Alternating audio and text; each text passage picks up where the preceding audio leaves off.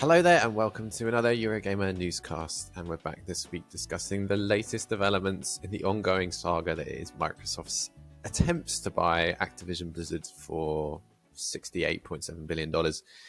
And the dramatic hearing this week that the press weren't invited to in Brussels, and the subsequent press conference afterwards, which some press were invited to. Joining me as ever to discuss all of that and what this might mean for Microsoft, it's Eurogamer's news reporting team. We've got Ed Nightingale. Hello. Victoria Kennedy. Hello. Liv Ngan. Hello. And I'm Tom Phillips. So Tuesday this week, Microsoft sandwiched the day with a series of announcements trying to, I think, move the deal on, get the ball rolling with regulators, which TLDR, 3 big ones across the world, in the US, UK, and in Europe, are all saying, Microsoft, you shouldn't be able to own all of this stuff. It will make you too big, too commanding of control in the video games industry. The start of the day on Tuesday, we got the news that Microsoft had formally signed a contract with Nintendo so that Nintendo platforms, Switch, probably Switch 2 by the time all this actually gets sorted out, will get Call of Duty. Of course, that's contingent on the deal actually happening. So, in effect, at the moment, they've got a bit of paper, which means nothing until the deal happens. The end of the day was the press conference with media in Brussels. I was there in attendance, and Microsoft President Brad Smith held up. Well, firstly, he announced that Microsoft was doing a deal with Nvidia, which obviously owns GeForce, a big PC cloud game streaming service, saying that Xbox games would come to that. And if the deal goes through, Call of Duty will come to that as well. In effect, removing a big potential competitor to Call of Duty being on Game Pass if the deal happens, and removing the suggestion that Microsoft might have undue control and a monopoly on the streaming availability of the game. So those are the two sort of slices of bread, Nintendo in the morning and Nvidia in the evening.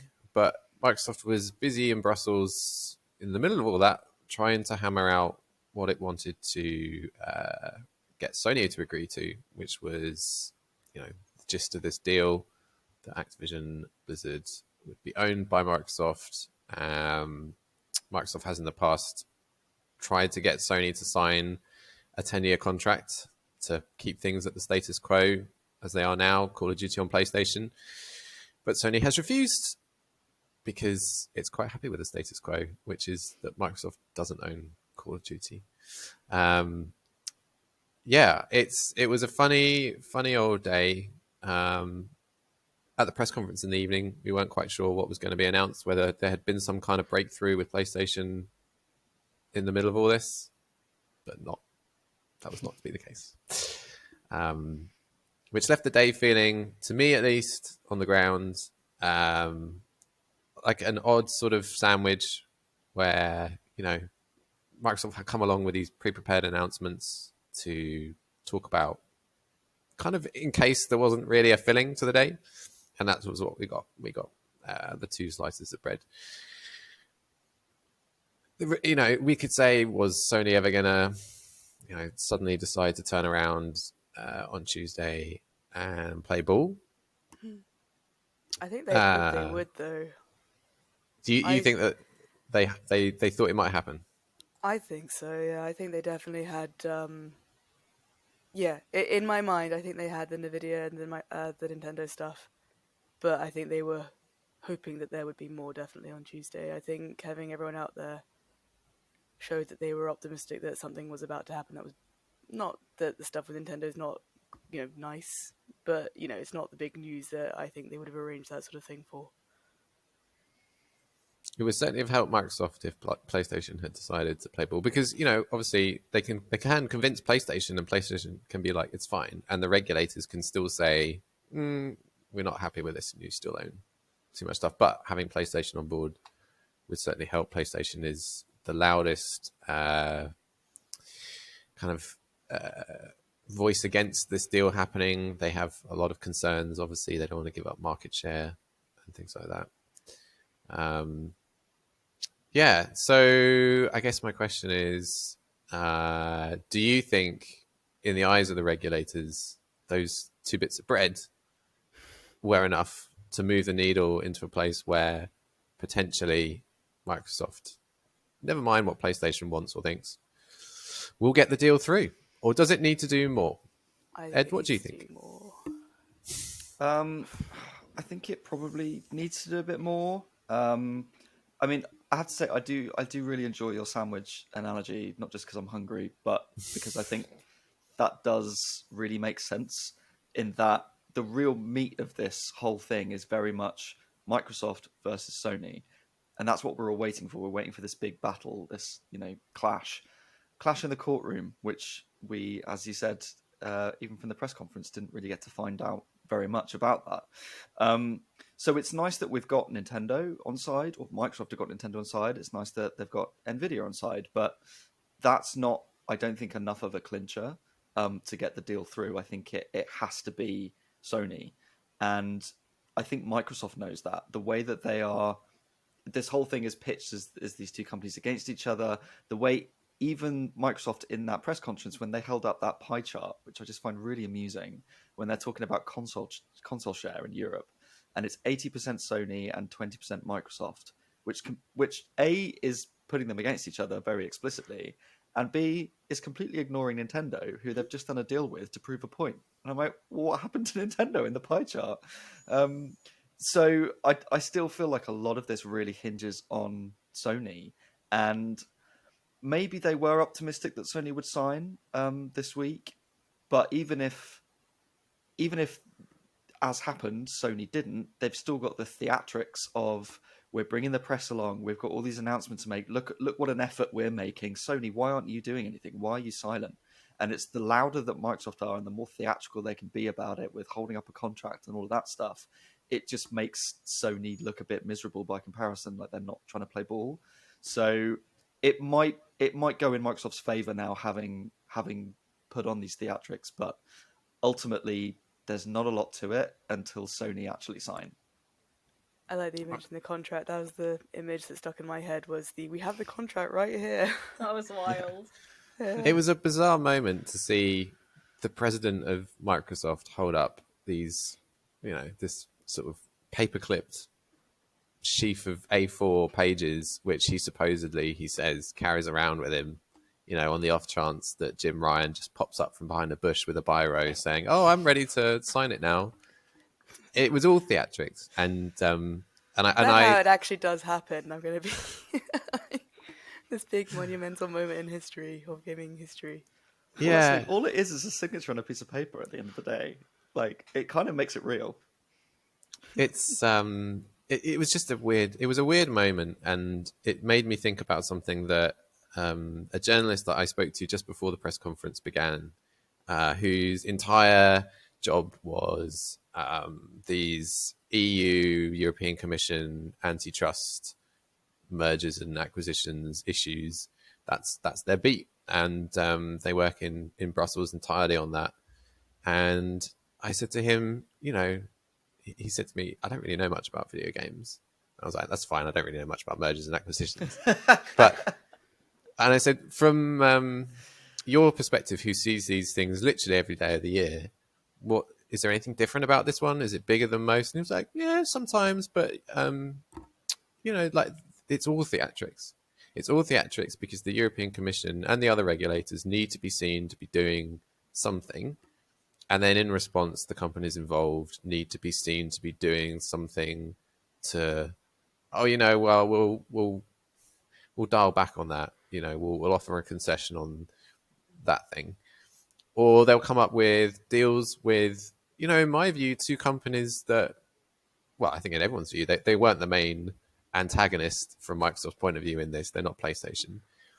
And I do agree with the theory that sort of these are deals which have been done to make Sony look isolated, to make it look Not like Microsoft's trying to do this thing and the whole industry hates it, but Microsoft's doing this thing and a lot of the industry thinks it's good too. And it's just PlayStation over here being an issue. So do you really want to listen to it, PlayStation? Look at them. They got that big Pac-Man sized chunk of the pie chart. And Xbox is just a little bit in the middle that gets gobbled up. So, and by isolating PlayStation, you minimize their concerns. So I think that is what it was all about. You're not going to play ball with us, PlayStation? Fine, right. We're going to try and undermine you, you know, in a corporate way, but we're going to try and undermine you. So anyway, Liv, what do you think that Xbox could still do? If the regulators say that was very fun in games, Microsoft, but I don't believe your pie charts, you're going to still need to do more. What do you think Microsoft could still do now on top of getting Nintendo and Nvidia on side to sweeten the deal a little bit more for those regulators? What could they offer, do you think? I don't really know. I mean, I was thinking about this last night. Like, what does the Nintendo deal actually get them? Because when I was thinking about it, I was like, how many people like with Switches would use it to play COD, right?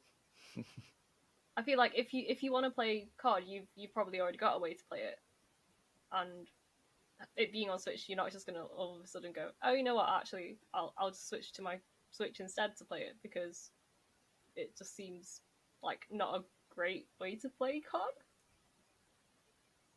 It's a good point, because Microsoft trotted out a figure of 150 million devices, which they said with the Nintendo and Nvidia deals would now have access to COD if the deal went through, which didn't previously.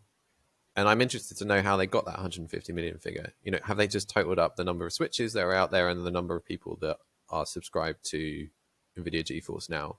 But as you say, I would bet, you know, they could make Call of Duty available on COD, and it would absolutely not sell 150 million units or whatever the it's somewhere in the low 100 million, isn't it now? Like Switch lifetime, it's not going to sell anywhere near that. You know, like Mario Kart is an anomaly for selling about a ratio of 50% or just under the user base has it. Nowhere near 150 million people are actually going to have access to this now, and people don't buy Switch for it. So no, I think most people buy Switches for Nintendo games. The exclusives, they're the ones that always sell the most. That's what people know to play on a Switch. And I feel even Nintendo is somewhat positioned Switch as the sort of second console. Like, if you're the hardcore gamer, you're going to get a PlayStation or an Xbox, and then the Switch is kind of your extra one to play Nintendo games. So yeah, if COD is available on that, why would you choose a terrible cloud version? Or even then, is it something that's going to happen on Switch 2 in 3 years' time? I was going to say, just to play devil's advocate, in which case there's a bit more power there. But future hardware they're thinking, and I also think that what would Switch or any future things have is the fact that it's a hybrid, so you could play COD on the go more readily. I mean, COD Mobile is popular, isn't it? I don't know, I've never played that one. I saw this one time I was on the train and I saw a guy next to me playing it, and I was like, oh, sure. I think it'll be the full version, because they've said it will be feature parity with Xbox version. But I do think we are talking now in the realms of Switch 2, because even if the deal gets done in this year, 2023, you can't turn around a port that fast. You know, the earliest I would expect this to be would be late 2024, and then yes, you are looking at Switch 2. Yeah. I think. No, I definitely think whenever they made these sort of deals there for future hardware more than... I mean, I know they mentioned the number, which might equate to Switch sales now, but I think they are thinking for further ahead and what potentially a new device could handle. I agree playing Call of Duty on the Switch as it is now would not be the best experience. But, you know, you could then also play it on the go, hypothetically. I don't know. I think there would be people who would be interested in playing COD on the Switch or equivalent. So one thing that they said that Brad Smith suggested that there wasn't really any wiggle room on was the idea that Activision and Blizzard and Call of Duty would somehow be decoupled from one another, and Microsoft would only ultimately buy a smaller piece of all of that. Do you, Victoria, did you believe them when they said that? Or was it more sort of, did you read it as more like their hopes and dreams? I think they believe that that's what they want to do. I think realistically, when you asked Liv that question, my first thought was they're going to have to give something up, and it will have to be something big to make it go through, like the Call of Duty or the King or whatever. I realize that Microsoft will be incredibly reluctant to do that because obviously they made the deal with having that IP and the mobile arm in mind. But that's the only thing I think is going to be able to swing, Sony to be like, okay, yeah, crack on with this. I really think it's going to have to be something really, really big now. Even if it's just for Sony to save face, I don't think Sony's going to want to sort of suddenly be like, actually, you know what, we've been fighting this for, over a year now. They're going to have to do a really big olive branch to make either party back down now, I think. That's the thing, like Nintendo and Nvidia are nice additions, but I can't think of another company that they can necessarily do a deal with to expand out any further. So I think I sort of agree with Victoria that they would have to make some sort of concession. But if they do that, I think that will really then show the true intention of Microsoft buying this company. Because if they say, right, you know what, we'll give up Call of Duty and, or Activision Blizzard, we'll just buy King because actually mobile is what we wanted all along, that will be very revealing. Yeah. But if they don't want to give up Call of Duty, then that is in turn sort of improving the importance of Call of Duty to them, when that's the one thing they're trying to say is not that important because they want to buy the whole company. So I sort of feel like they can't back down on that now by giving a concession, because they've had all these arguments in order to try and build the whole thing, to buy the whole thing. So I think it would be very revealing if they did try and make a concession, but I don't see them trying to do that at this point. I think we have two very stubborn parties, and it's going to be, this is definitely going to be something that we're hearing about, I think, for a long while to come, because I don't think either party is going to want to be the one to back down from what they have said is what they want to have happen.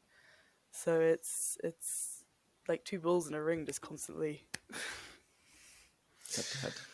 Well, they have to make their minds up sometime, the regulators. The EU has a deadline of April, and I think that's pretty similar for the others, although the latest on the FTC lawsuit I'm not 100% on. But yeah, at the end of the day, it's the regulators that make their minds up, and I imagine Sony will never be happy with Microsoft owning Activision Blizzard. There's literally nothing that Microsoft could do to make them smile about it. But is there something that Microsoft could do that make the regulators rubber stamp it at the end of the day? And I've been thinking about this too, and I think that the regulators have raised a few issues, one of which is access to Call of Duty, another is Microsoft's subscriptions, and the other one is Microsoft's cloud streaming.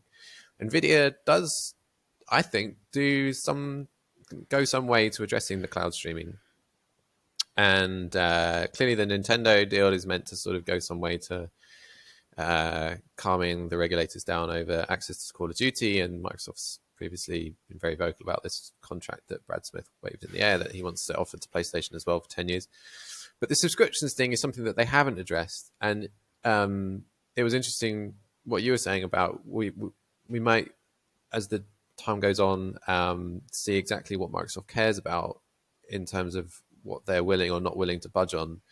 And they've not made any real concessions over they've not even said that Call of Duty will go into Game Pass. I feel like they've not said that Call of Duty will go into Game Pass, just so they've never been on the record about that, and them being a concern for the regulators. But you've got to think that it will be. I don't know why you pay that amount of money and don't put it in Game Pass, because it would be such a win for your subscription. And I was thinking a concession might ultimately be for them to say that we're going to put this in Game Pass, but when we say equal access to PlayStation, we do mean that, and we'll allow you to have Call of Duty in PlayStation Plus, maybe for a limited amount of time, like a certain number of years, or like a certain amount of time after the game launches. But if Microsoft is going out there saying, look, the future of the industry is cross-platform and it's open access to all of these games, is the logical sort of endpoint for that them saying, well, it will be free to access on PlayStation Plus as well? There, Sony, you can't now say that we are giving you anything better than what you have already, and in fact a better deal than you have already, because if you want to buy Call of Duty on PlayStation, it's 70 quid in a box, and you don't get it on PlayStation Plus. True. I think as well, the regulators need to also think of the broader picture. That yes, there's this one deal, but if this were to go through, what would the implications then be on the wider industry? Will we then see a snowball effect of even more companies thinking, great, well, if they've bought, Activision Blizzard, who are Sony going to buy next? Who's going to buy Square Enix? Who's going to buy whoever? And everyone just starts buying anyone and everyone because there's a precedent set. And I think that could be quite dangerous to set that precedence with this deal for the rest of the industry as a whole. So I think no one's going to be acquiring anyone else until this goes through. But I think if it does, there could be a big impact there across the wider industry. And I think that's a lot of responsibility that needs to be considered, not just Microsoft versus Sony. I still reckon the only reason Sony hasn't bought Square Enix is because they're trying to hold up face right now. I think if this deal wasn't going through, they would have definitely made an offer. By deal going through, I mean going on. And they've got a good deal with Square Enix at the moment, really. Like Final Fantasy, the bits of Square Enix that people actually care about are pretty closely aligned with PlayStation already. And then the bits that people don't care about, PlayStation's like, all right, Square Enix, you go on and make, I don't know, whatever ridiculous named game they've got coming up with next. Some people Give care. it to Tom. Nintendo. Yeah, you can have Octopath Traveler, Nintendo. I mean, do you think if That's on all platforms.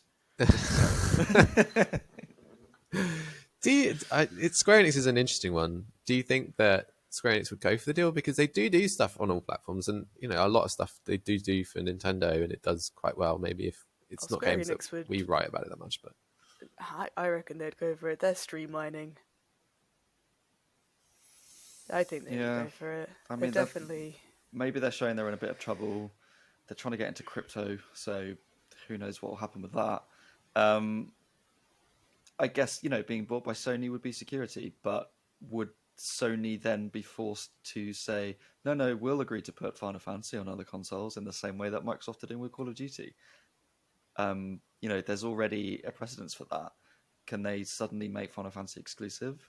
Because it's such a big franchise. I mean, it doesn't sell as much as it maybe the perception of it is. But 14 in particular is incredibly popular on PC. So there's no way that they'd want to give that up and say that that's exclusively PlayStation. So, but PlayStation does tricky PC one. games, so I don't think they would That's ever also need to bin off the PC bits. But it would be a weird fit for me for them to be owned by Sony and still put out stuff on Nintendo. Maybe it would happen. Maybe. Seems unlikely. Well, do we think the deal is going to go through? Liv, let's start with you. Do you think it's going to happen? Do you think we'll be sat here in 6 months talking about Activision Blizzard being part of Microsoft? I don't think so.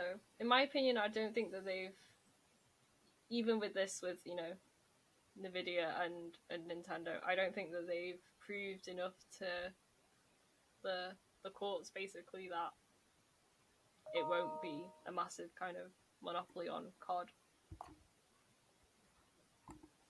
So I think no. Okay, there's one vote for no. Victoria, what about you? What do you think?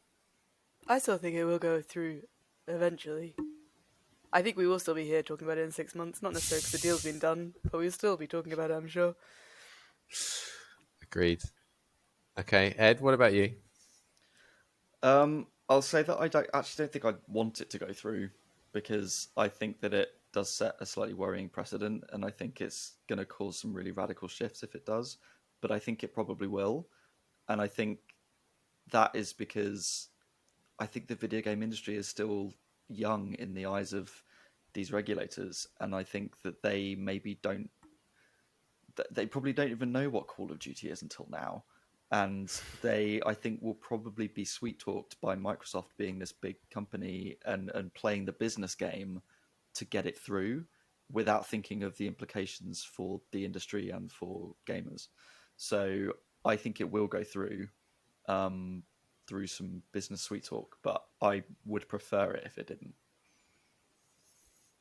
I think it will go through with further concessions.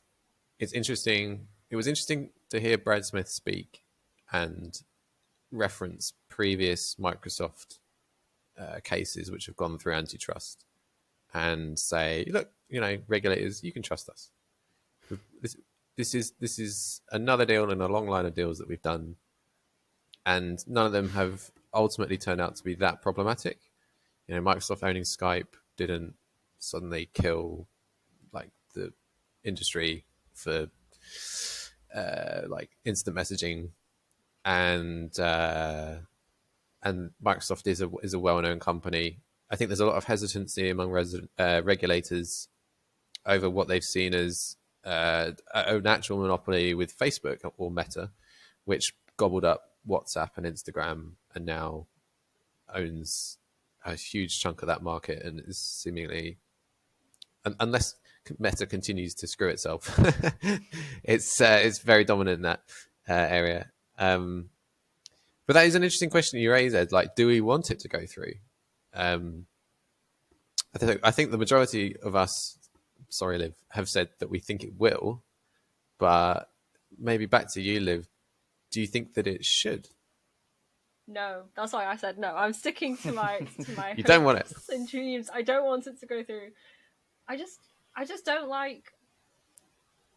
I don't like monopolization by one or a select few companies. And if Microsoft gets ABK, it's like just kind of, for me, it's just sort of pushing the idea of, there's in the gaming industry, there's only these two or three, Nintendo, Microsoft, Sony, all battling each other out. And like Ed says, the wider implications of it on the gaming industry could be pretty bad. Victoria, what do you think? Do you think Microsoft should buy it?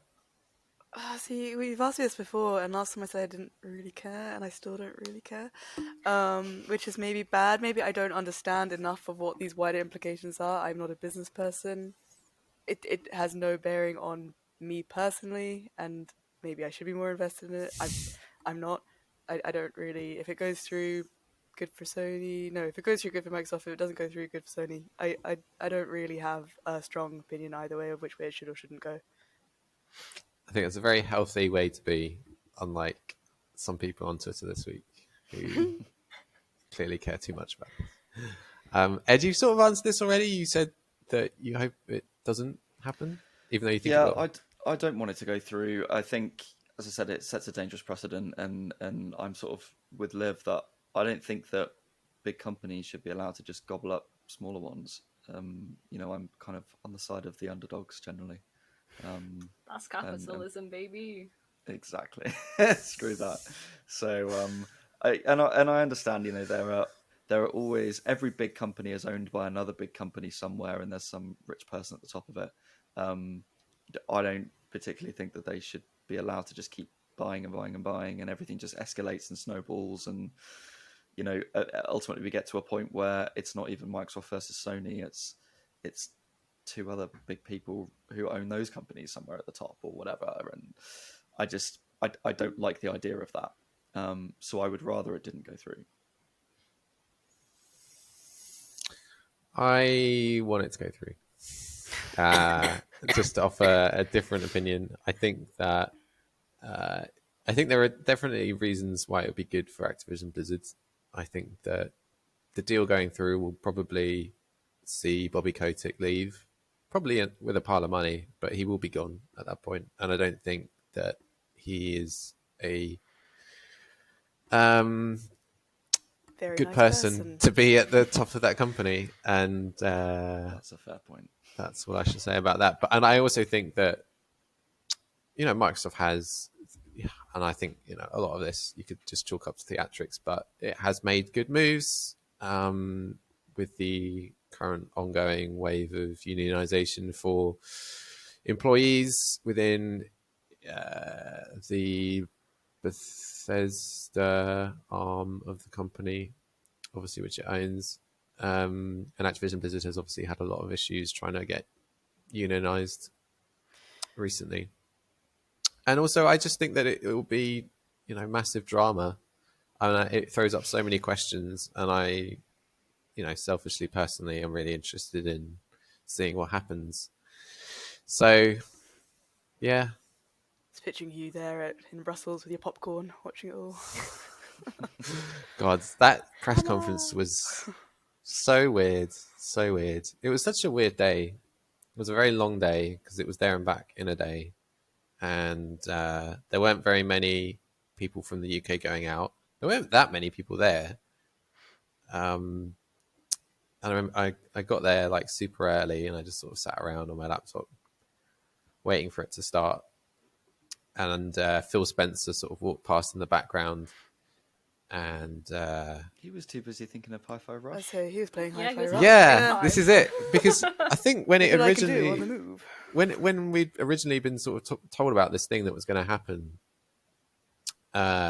it was Phil Spencer's name had come up, and then I saw him in the background, too far away to yell a question at. But and he didn't seem like pissed off or overly jubilant. I was trying to read his face and sort of get a mood because he'd just come out of the hearing.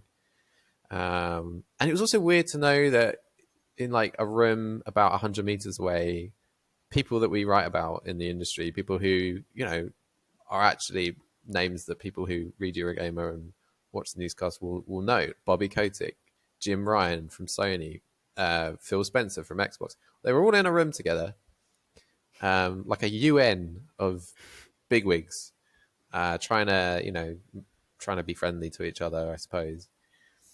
And he'd just come out of that, and I was like, oh, okay, cool. Well, at least he's here.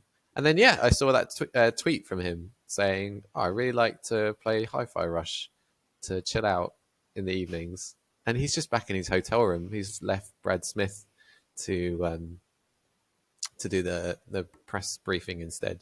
Maybe Phil would have come out if they'd made some progress with Sony, and because they didn't, they left it to Brad Smith. I don't know. Yeah. You just reminded me of something. There was that tweet when they mentioned that Nintendo was going to get Call of Duty. Did they not say Xbox games generally? Does that mean like Halo could go onto Nintendo? Yeah, you're right. So there was a JPEG of the statement, and that specifically said Call of Duty on Nintendo. And then when Brad Smith tweeted that, he phrased it to say Xbox games on Nintendo. I understand that the JPEG, the statement, is the accurate one. Huh. And the stuff that Brad Smith said suggested to me, at least, that it was more than that. And I don't think that that is necessarily the case. I think that it sort of speaks to Brad Smith. I mean, he's not the boss of Xbox. That's Phil Spencer. Brad Smith is the president of Microsoft, and people, there were some questions, and people sort of did ask him some gaming related questions, and he sort of had to say, "Look, I don't want to say the wrong thing. I'm not Phil Spencer." So I think that he just Phil, sort stop of playing Hi-Fi Rush. Get in here. Yeah, please. I'm sorry, I don't know what this Master of Chief is you're talking about. Yeah, I don't know my Sonic from my Mario, so it was a bit that, I think, with that one. It was weird. There was a lot of confusion going around, and no one knew quite what was going on. Thing is, haven't Microsoft already done a bit of a deal with Nintendo? Because some of their exclusives like Cuphead and Ori are already ported to Nintendo. So Yeah. they have already worked together. So it's not as if that's completely out of realism. No, like a bunch of stuff's on there. And I think that if there was a game that came along that also made sense to go on Switch, then maybe it still would. But and also this deal was talked about back in December for Call of Duty. And also, as we've said already, this deal literally means nothing if the deal to get Activision Blizzard doesn't come through. And then they've still got to make the thing. So when exactly we'll see it, I don't know. Anyway, that was this week. Who knows what will happen next week? We've still got a couple of months of this stuff, at the very least, and that's if it all gets wrapped up on time, which... That's not going to happen. No, probably won't. So do join us for more. I'm sure there will be more. Until then, thank you for watching. If you made it this far, it's much appreciated. Ed, where can people find you on Twitter? You can find me at ed_knights. Victoria? I am Little Chop Shop Cow. And Liv?